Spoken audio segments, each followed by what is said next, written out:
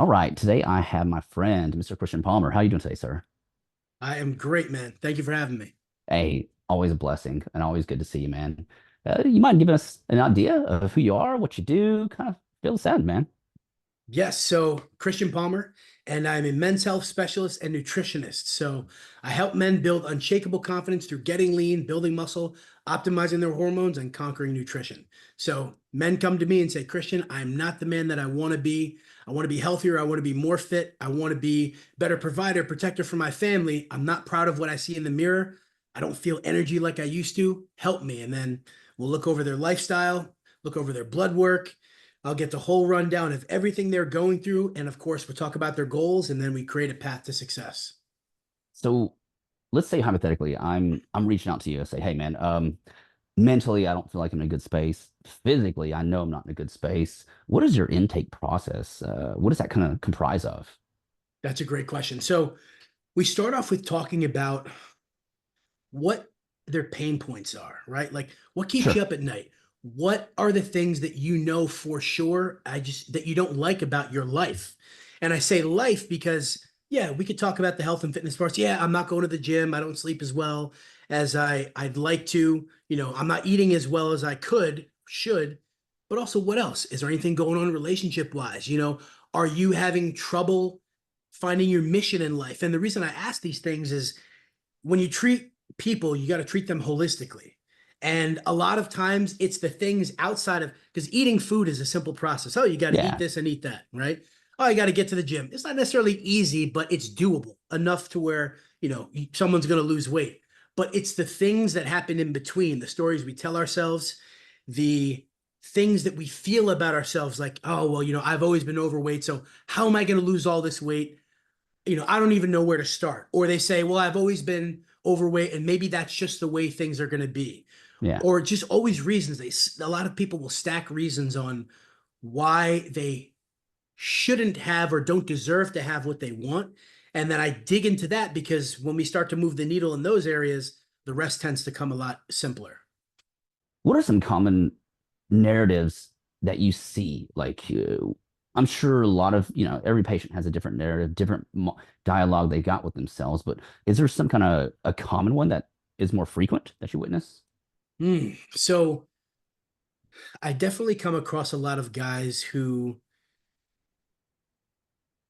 they look at themselves as limited. So let's say you get a guy who's middle age, right? Which is commonly who I serve, is anywhere from, I don't want to say 30s middle age because it's not, but 30, 40, 50, 60, Sure. the span, but especially in that 40 to 60 range, they're like, I'm just getting old.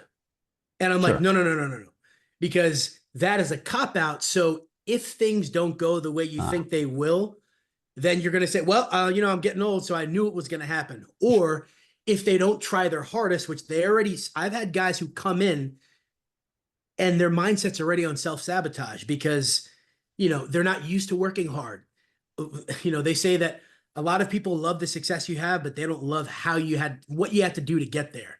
Right. So they see other guys and they're thinking, oh, I got to be in the gym 2 hours every day. I got to be on the treadmill for an hour. And the reality is it's not true, especially with guys who are busy, who I help, guys with yeah. businesses who are, either CEOs, entrepreneurs, and they come in with this preconceived notion that it's going to take all these things that I've looked up on social media, like I'm living like David Goggins. And it's like, no, no, no, no, no. No, no. Yeah, we start small. So before you tell yourself, I can't do all that, let's find out what all that even is. And then other guys, sometimes it happens in their relationships where they'll compare themselves. Well, I could never look like that. I've had clients who call up, oh, I could never look like you. I'm like, dude, that's not the goal. We're Yeah. here to Yeah. talk about you. It has nothing to do with me.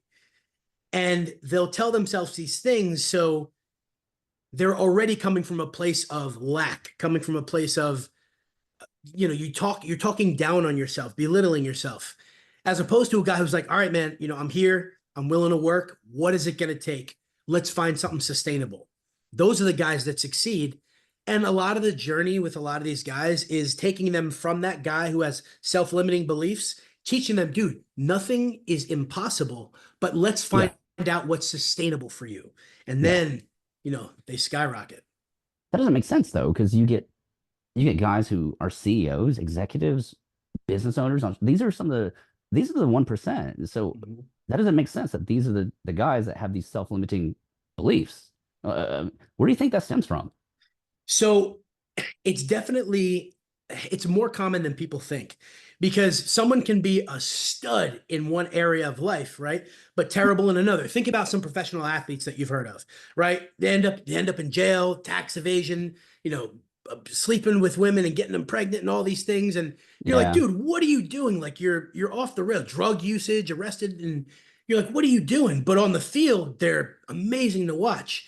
And it's because in one area of their life, they either grew up, well, everyone grows up around some things and that influences who you become. So sometimes these guys, I've had clients who they were picked on in school.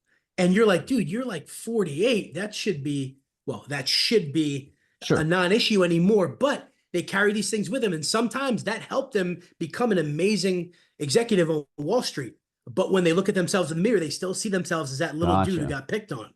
So they come in thinking, well, I don't feel it's like you go to the zoo, right? And there's an elephant, and there's a little tiny piece of wood stake in the ground holding that elephant in place. And that elephant could easily just walk away and rip that thing out of the ground and tear the whole tent down. But he grew up as a little elephant, not being able to do it when he was younger. So that's the mindset they have now. And I think a lot of that happens with my guys is that they'll have these self-limiting beliefs where sometimes they use their success as a way to try and escape what they went through, Sure. and then it becomes a process. I oftentimes find myself being as much of a therapist and a life coach as I am a nutritionist, because the nutrition part, it's always simple once the guys are right here.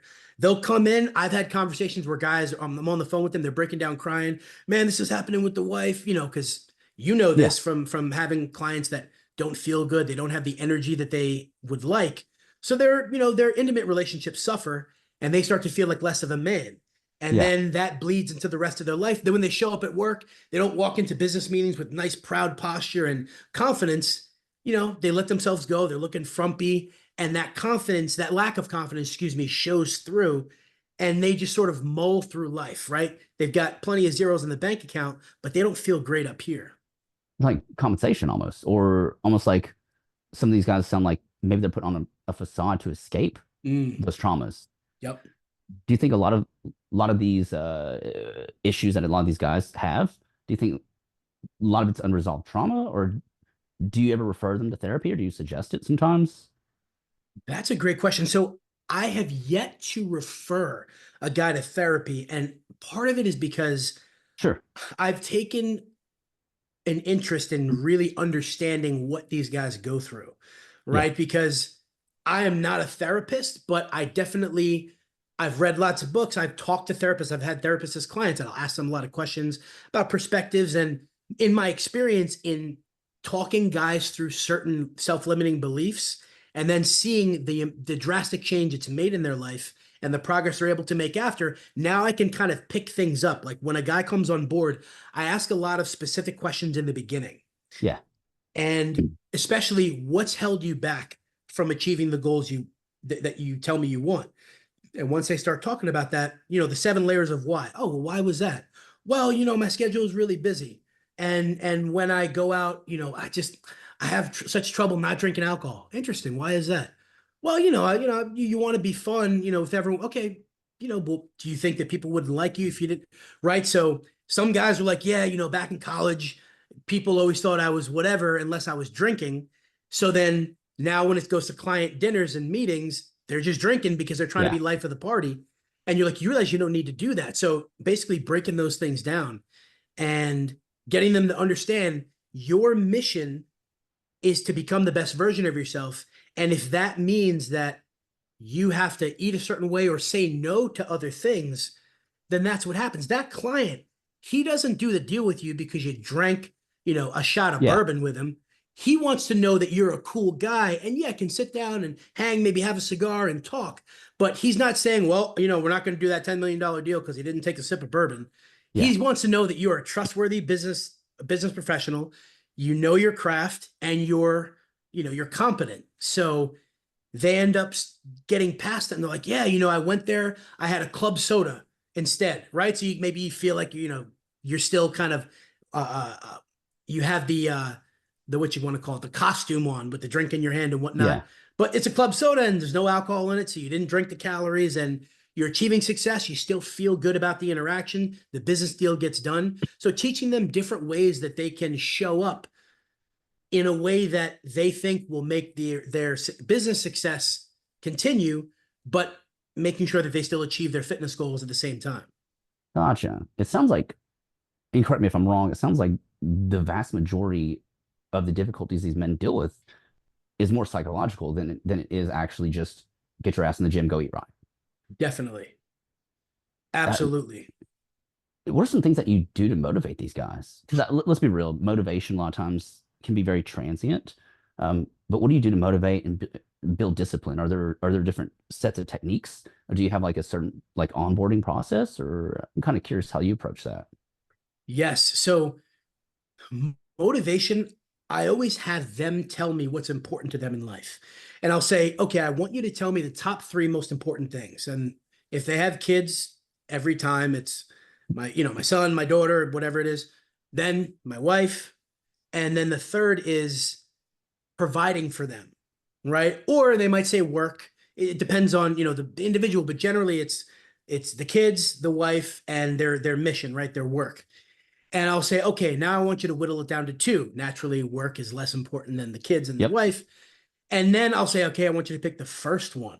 Now, this is a tough part for a lot of guys to let themselves speak candidly on, because for most men, your most important thing is your kids, right? Yeah. That's who you're trying to protect and make sure they can grow and give them everything. Yes, obviously your wife is very important, but the reason why I tap into that is when they wake up in the morning and say, "Oh, well, I was unmotivated to go to the gym." I'll say, "Really? So, if you're overweight and you have a heart attack, are you okay with your daughter being raised by another man?"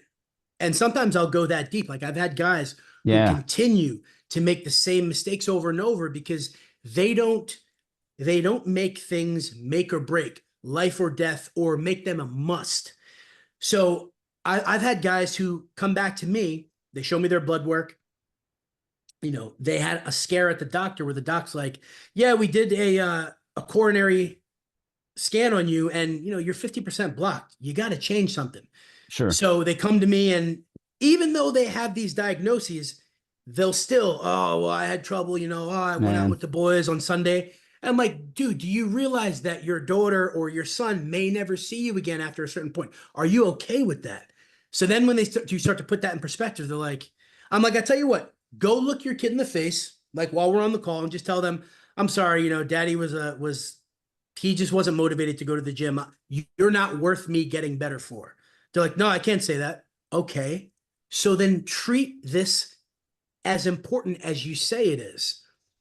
And the other thing is being the best provider and protector for their family. So there's guys who, if you're in a relationship and things are good, right? Yeah, my wife loves me. I'm like, but she'd be more attracted and respect you more if you look the part and you were Yeah. really. What wife says, yeah, I'm okay with my husband, not being able to see his penis because his stomach hangs over his belt, right? Or when we go to the beach, he's the guy with man boobs, like, yeah, yeah, oh, he's great. No. If you show up there and you got a set of abs, I'm not saying you're shredded and stage lean, but you show up with a set of abs and you're strong, she's going to be proud to have you on her arm Oh, or absolutely. to be on your arm, right? You show up in a business meeting with, looking good in your suit, you're going to command attention. That's going to bleed over into your work life. They're going to respect you more. You're going to walk in with more confidence. Chances are you'll do better business deals. And every day you wake up, when you look in the mirror, you're going to say, you know what? I'm so glad I put in the work. So I tell the guys, I'm like, listen, I know you don't understand how that feels yet, but that's what this whole journey is about. You have to go through the crap to get to the good stuff. So How much of a role in society do you think physical appearance as a man really plays? Do you, I mean, seriously, I'm gonna let you kind of fill that in. I'm curious how you perceive it. That's a great question. It definitely makes a difference. So, okay, let's just think about the things that guys tend to talk about. Okay, let's talk about sports. When guys are talking about, let's say, football, and they're watching the combine, right, which is where all the players come and they Mhm. they do their 40-yard dash, they do their 225 for however many reps, even though that's pointless. They do their vertical jump, all that good stuff. The first thing guys talk about is the stats. Oh, this guy's like 6'6", he's 275. They always Sure. put the numbers, which has to do with what you look like, right? He's this tall, he's this wide. Oh, he's got abs, he's up, up, up, up, up, up. When you walk into a room, and I've seen this at medical conferences, I've seen this at fitness conferences, I've seen this in the grocery store, I've seen this in a coffee shop. You have a guy walk in and he looks average. No one turns their head. You have a guy walk in and he's muscular, got some veins in his arms, stands tall. People kind of, okay, all right. They notice. Yeah. And then when you're at the beach, obviously it's all out for show. There are some guys who still keep their shirt on because they're not proud of what they see. Then there's the guys who are looking good, and even though they have wives who are committed to their marriage, you still get some. Oh, he looks good, right? You still get some head turns, or Sure. you see like a group of girls together. Oh my God, he's so cute, right? They're talking to each other. It makes a difference, man. It's like, and the biggest difference I think is your own confidence because I'm telling you, I've seen some of my guys. I've been fortunate enough to spend some time with some of them in their business world. And when they walk into a room and their work associates see the change they've made and how they look now. As a matter of fact, one of my guys recently, he was on vacation with his family and a good friend of his kids, he basically calls them his niece and nephew. They call him his superhero now. They're like, oh, superhero Oh Pete. wow. He looks, and he texted me the picture of the little kid, like, they always flex their bicep, like, ah. That's And cool. dude, he's all like, he came to me, couldn't see an ab on him. He still lifted, but he did not look like he wanted. His energy wasn't the greatest. His blood work wasn't where it needed to be. And now he's lean. He looks incredible. And those kids are like, they call him Superhero Pete. Like, Uncle, Yeah. Uncle Pete's a superhero. And then when he went to work, he's like, dude, I've been getting, because he does trading. So he's getting emails from guys like, dude, like, what have you been doing? You look awesome. Sure. So he's like, oh yeah, I've been working with Christian. It's great. He's like, the best decision I ever made. So even though he's wearing a suit, they notice. And these are other guys who don't look that way. So now visually, when you become one of the alphas in the room, again, visually, Yeah. people turn their head and they're like, well, what is he doing that I'm not? Then the funny part is they start to ask questions like, hey man, what are you eating? Or, what Sure. have you been Yeah. doing in the gym? Oh, well, and that's the first part of it is they ask questions, and then you'll see them start to emulate. You'll see more protein shakes in the break room. Oh yeah, Yeah. I got my protein shake, right? And then after work, they start going for a walk or a run. And I think that's the most incredible part is that the people in your orbit start to change also because they're like, well, if he can do it, he has the same job as me.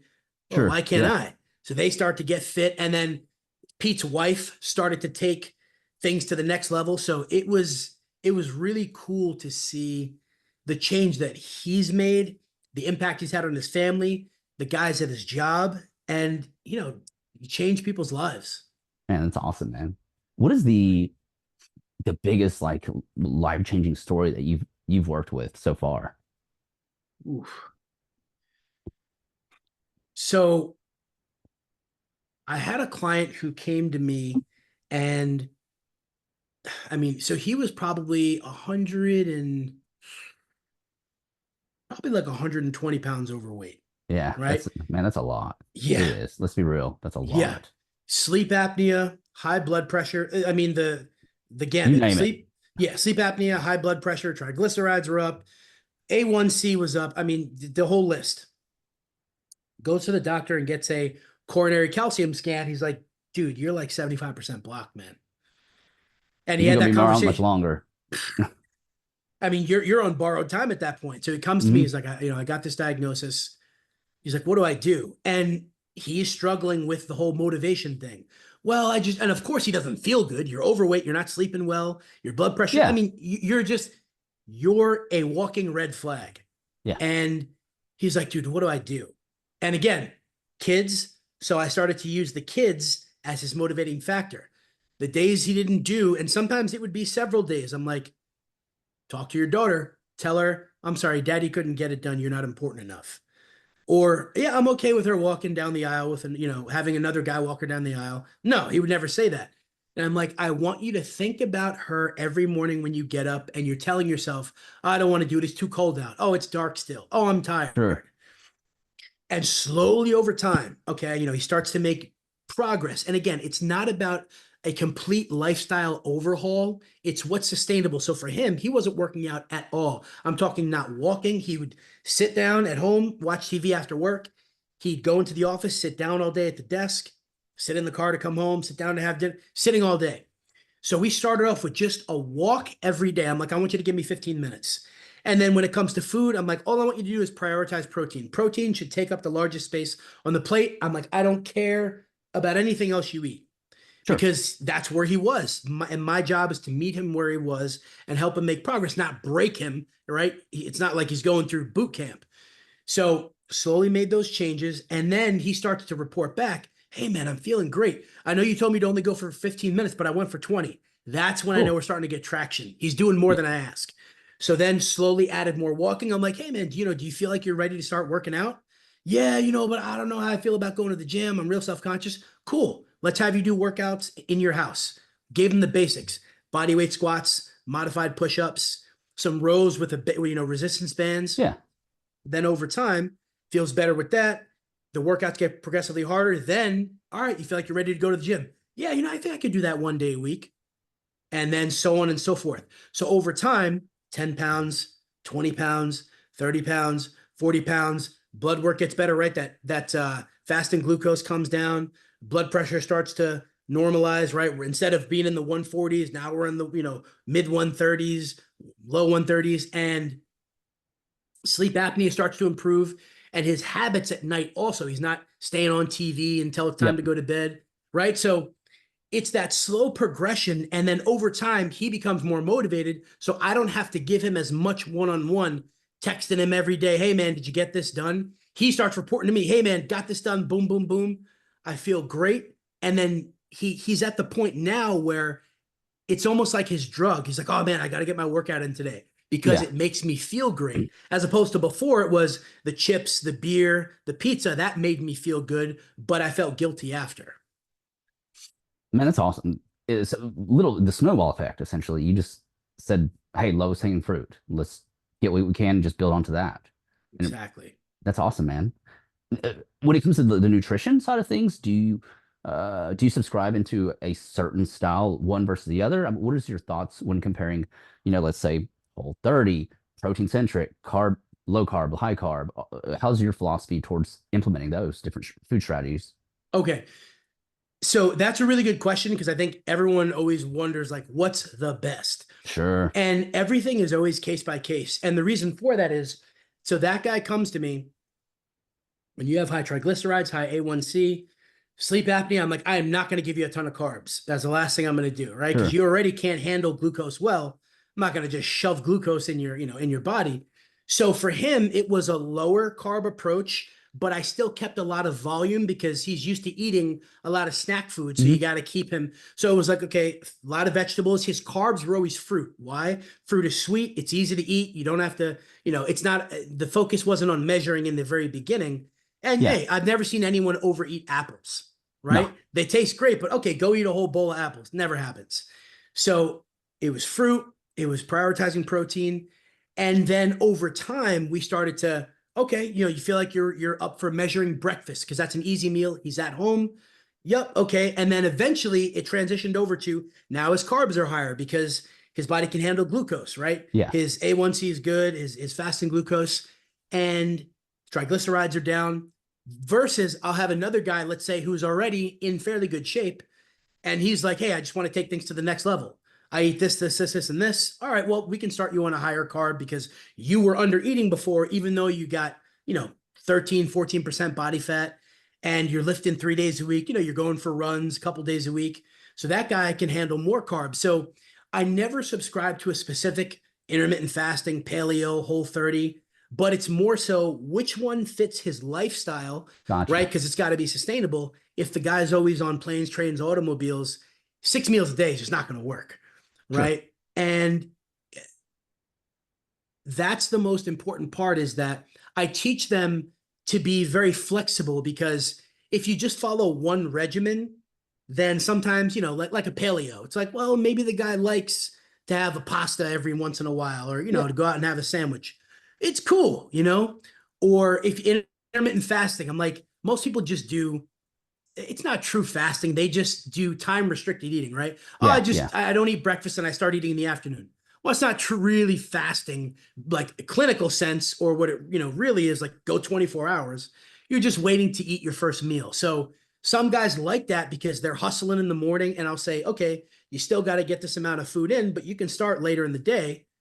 And sometimes they're like, oh man, it's tough to get all this food in later. I'll just start eating breakfast. Cool, that works. And then the same thing with, so generally what everyone does, uh, what I do apply to everyone is nutritionally dense food. Yeah. You don't have to ever starve yourself. That's never necessary. And make smart choices, right? They can go out, have a treat meal, once a week, maybe with the wife or the family or the friends. Eat smart. If you're lactose intolerant, don't go and have a pizza, Yeah. right? And if you can Sure. have pizza, don't have the whole pie. Have a couple slices. If you're going to have a burger, be smart, not 2 orders of fries, or find, the place with the biggest burger. Be reasonable. And the same thing with alcohol, because that's a soft spot for a lot of people. I'm like, okay, here, pick from these alcohols. These are better: whiskey, bourbon, gin, vodka, less calories. But if you want to have something with some sugar, if you want to have a beer, pick one that's not as inflammatory, meaning after you drink it, do you feel like crap? Yeah. Yeah. Oh, let's not go with that one. Let's find a cleaner beer. So Do you have ever use integrate technologies in terms of having these guys, track their food, measure their food, or even like wearable technologies? Do you do that as part of your programming? definitely. So I never require them to do it. But if they have one, then I'll say, yeah, let's keep track of it, because likely they're already using it. They're familiar with it. It's, Hmm. it's something it's already part of their lifestyle. So it doesn't take work Yeah. to get them used to it. So Chronometer is my Mm. favorite app to use. Some of them have Aura rings. Like I have an Aura ring. A couple of my guys have the Whoop, Apple Watch. So any of these wearables, the most common thing I'll have them track would be steps. I don't track that as a standard. Like I need to see everyone's steps. But let's say they go on a business trip or vacation, and they're like, yeah, I don't necessarily know how much. Let's say they don't have access to a gym. I'll say, all right, well, you can track your steps. Here's your goal for the day. If there's a place you can go to that doesn't have, if there's a place you go to where you can walk to either the restaurant or whatever attraction that you're going to see, do that, because then Yeah. you get your steps up, you come back from vacation, you had a little fun with food, you're not as far off, right? And then some guys love using the apps, like Chronometer. Some guys, they love the Aura Ring. So if it works for them, I like to, because it just keeps things more accurate. But if not, I give them their customized meal plan. I'm like, just follow it, and then we tweak it to make it work for their lifestyle. And that's, I try to give as much freedom as possible while keeping things as efficient and structured as we can. Right on. Right on. How would you how would you modify, let's say, a strength training, a resistance training program, let's say for a novice, someone who's brand new versus someone who's 2, 3, 4, 5 years into it? That's a good question. Okay, so the first thing I'll always ask them is, what is your exercise experience? So some guys come to me and they've only done classes. They're like, I've only done aerobics classes, or a group fitness class, excuse me. And, hey, I do Orange Theory, I do Peloton rides. Hmm. And I'll say, all right, if you're not that familiar with movement, and basically everything I do is online, when I send them their program, there'll be video instructionals, right? It'll be me. I put together a library Yeah, and yeah, it'll be showing them movements. And then what I have them do is I'm like, listen, any movements that you're not sure if you're doing it right, even though you have the instructional, prop your phone up, take a picture of you doing a set, right? Preferably one of the harder sets so I can see how you look under some good load and when you're a little tired. And then I'll critique your form there in real time and then have you make the adjustments. And I've had some guys also, I got to consider where they are as far as if they're very obese. They're like, hey, man, my knees feel terrible. Okay, cool. Let's have you do bodyweight squats, really wide stance with your feet, maybe heels elevated.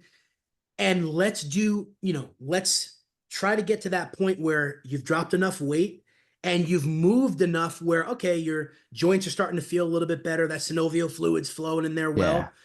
And they're like, yeah, my knees aren't so creaky anymore. Okay, cool. Now let's go with a goblet squat. So the same movement you were doing before, and now just a little bit of load held in a simple position. So everything's very customized for them. And then I'll have some dudes who are already into Olympic lifting, right? So Hmm. they might, they'll get something more advanced. Some of them, it's, they want to do a little bit of running because they enjoy it, or hikes. Or they're like, hey, I want to put on muscle. All right. Have you ever done a bodybuilding style, or we'll call it a hypertrophy based program? And then I'll integrate them into that. The same thing there. It's just not like, oh, I just give them a ton of sets to smash them into the ground. That's going to Sure. make you grow. I'm like, let's add a little bit of volume, really control your tempo because you can get a ton of work done and not put as much weight on their bodies. Because, these guys are in their mid 30s, 40s, Yeah, 50s. You got to, longevity is important. So I want them to get as much out of as little resistance as possible to save their joints. And the other thing is I do GPP for almost everybody, which is general physical preparedness. mm, And that's making sure they can run, jump. They can do, if they have kids and their son is like, hey, daddy, I want to play some football or Frisbee. You have, a lot of guys, if they're sitting at the desk all week, they go run. Okay, you got a pulled calf, a pulled hamstring, a torn yep. calf, right? Oh, my back is killing me. So I slowly start to improve their ability to move and rotate and jump and bound, which oftentimes starts small, right? Small. I might have them jump roping. I'm like, that's only jumping you're going to do, buddy, right now. And then once that feels good, then maybe a low box jump a couple inches, a little, some hops and plyometrics, and then eventually get them doing some, more aggressive bounding. And then, giving them some recreational activity. Like, hey, well, if you're playing sports with your kids, cool, there's your recreational activity. Or maybe it's a hike. I want you to go on a hike this week. Get them outside, get them in nature, get their ankles and knees moving in ways that they don't normally. And for some guys, it's med ball work. So I do my best to make sure that they're always ready to perform. I've had guys that they did not play any sports, they had no interest, but the wintertime came, they slipped, and they were like, oh, thank God that you showed me how to do this stuff because I was able to catch myself. Whereas in before, Yeah, not being capable, I would have just fallen and maybe broken something. So, making sure that they are better performing and basically harder to kill. yeah. What do you think is like one of the biggest things in terms of training that most men overlook or not integrating into their training? Mm. Resistance training for sure. And resistance training their full body. So this Sure. as well as I do. If you have a guy who's not so familiar with the gym, or if he's a newbie, he's gonna get his chest pressing in, right? Hey, go work out at the gym. All right. Bench and curls, baby. Bench and curls. That's it. The beach muscles. And I'm like, dude, you got to train your whole body. So they definitely underappreciate strength training in general, because I think a lot of them think that cardio is the secret to being lean, when in fact, yeah, it burns calories, but when you build muscle, now the engine is bigger, therefore your metabolism is your metabolic capacity is higher. You can burn more calories, and that makes fat loss simpler, not easier, but simpler. And then getting them to embrace that. Let's get you strength training at least 3 days a week. If we can do 5, let's do 5. And making sure you push. Like, yeah, lower body, it's not easy. It's not always fun. But one, everything's going to feel better because now your hips and knees and ankles are moving the way they should. You've put some muscle on there, and those are large areas. So now you're burning more calories. Again, you fill out your clothes better, right? Oh, you got a set of quads now. Okay, that's pretty cool, Yeah. right? And they like that. And the other thing is, if you're sitting at a desk all day and then they're just going in the gym pressing, they're getting that forward neck, forward shoulder. And I'm like, we want to try to reduce the chance of you getting impingements or shoulder problems, which Yeah. so many guys have. So, everything is really about making sure they feel good, they have longevity. They're not just doing the chest press and curls, but their whole body is tuned and performing as well as it can. And then that translates to making fat loss easier. And hey, when you build more muscle, you can eat more. Who doesn't like to eat more? Sure. One of the biggest complaints a lot of our clients, they say when they start working out is, oh, my back hurts. I can't do that. Or, oh, my hips hurt. Uh, what are some things you do to work around, or what are some exercises, techniques, or things you employ to get them over that hump of work? Because, if you're brand new to it, things hurt. So, I mean, are there strategies, exercises, techniques, or things you employ to get them past that? Definitely. So because most of my guys sit at desks all day, Hmm. the first thing is just getting them to use their okay. Half the battle in the beginning is just getting them to exercise more. And the reason for that is if you're doing things that require some hip extension or just moving your lower body, it gets blood flow. Blood flow tends to Hmm. make muscles more pliable.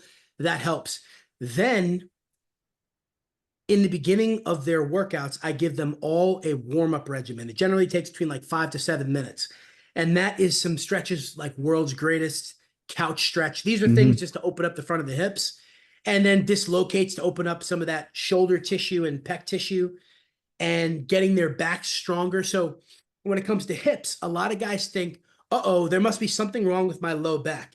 And unless they've been diagnosed with a herniation or Yep. stenosis or some sort of uh, ailment in their low back, I'm like, nah, it's probably because your hip flexors are stiff, or I should say your hips are stiff in general, largely influenced by the hip flexors. So I get them doing some hip extensions, some glute bridges, Mm. some squatting helps with that. And then also making sure that they're nice and warm and getting them to rotate. So that's where that GPP work, like med ball throws, as opposed to just walking all day, which is all sagittal like this. Now we have you doing triplanar movement. You're rotating, and that Yeah. frees up a lot of that tissue around the low back, and that just progresses over time. So what I don't have them do is, start squatting heavy right away and leg pressing, and letting their butt come off and butt wink and everything. But instead, it's a matter of fact, a new guy that I'm working with, Jorge, I'm working with him for it's coming up on 8 weeks. That's exactly was his issue. Low back, Yep. knees. And I had him doing, what did I have him doing? Oh, depth drops. And I'm telling you, maybe from like an inch or two of a Really? box, you step off and land. And he's like, oh man, this hurts the knees. I'm like, all right, got it. So now jump roping. He's like, oh yeah, this feels good. Now that he's been jump roping, he's already dropped almost 20 pounds. Now he's like, oh, those depth drops feel pretty good. Got it. All right. So now we keep going. And when it comes to his back, the couch stretch, he's like, oh, this thing feels so good. He's like, it opens up my hips. He's like, I can feel it into my low back. Oh, yeah. That's because your hip flexors, insert there. So, or originate there. And continuing that over time, a lot of it is reps. It's really reps. Like you get the hips to extend enough, you get them to build some glutes, build some hamstrings, right? The areas that they don't really pay attention to. Yep. And then when they walk, they don't walk with that, forward with the anterior tilt to their At the pelvis, that interior. sort of butt out walk. Now they start to walk a little bit more neutral, which helps open up the hips and just progress that process. Getting them to walk a lot, man. Walking is one of the funny things because it's overstated in one sense and it's understated in another.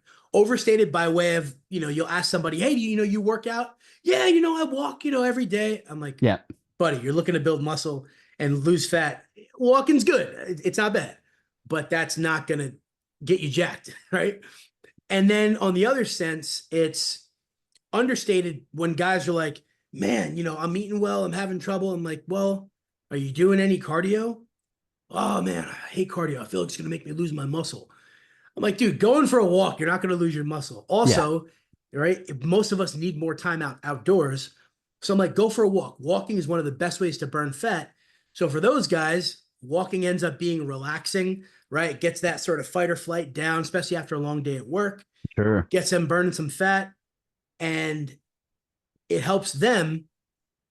And then, for the other audience, I'm like, hey, we got to get you lifting more. I'm not saying walk less, but let's lift more and, a little bit of walking. So, Yeah. Yeah. Right on, man. Right on. Well, I appreciate you joining us today, man. You spent the last 50 minutes with us. Any closing words? How can people reach out to you, man? okay, closing words is you got to have an open mind when it comes to becoming the person that you want, right? Yeah. When my guys come to me and they have limiting beliefs, that is the only thing that holds them back. So for the listeners, come into things like you did when you were a kid. And I don't mean that, hey, I'm going to be the richest man in the world. I'm going to be a pro wrestler or an astronaut. I'm not talking about that, A but I'm talking cowboy or about something. anything's possible, right? It's like, oh, that, I want to go climb that thing, or I want to run and jump. And this is something that I've realized over time. The more things we do that keep us like kids, the happier we are.